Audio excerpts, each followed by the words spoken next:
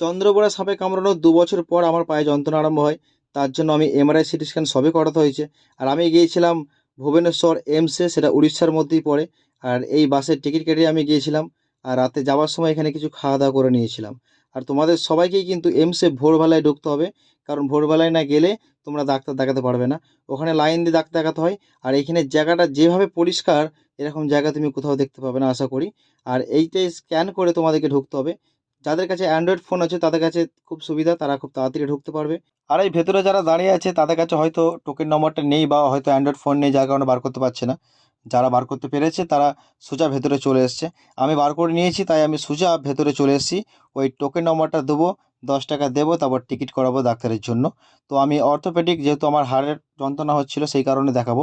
তো আমি এখন লাইনে দাঁড়িয়ে আছি, আমি টিকিট করবো, ভেতরে ঢুকবো। আর এখন আমার টিকিট কমপ্লিট। তো আমি যেহেতু লাইনে দাঁড়িয়ে আছি, লাইনে তোমাকে সব জায়গায়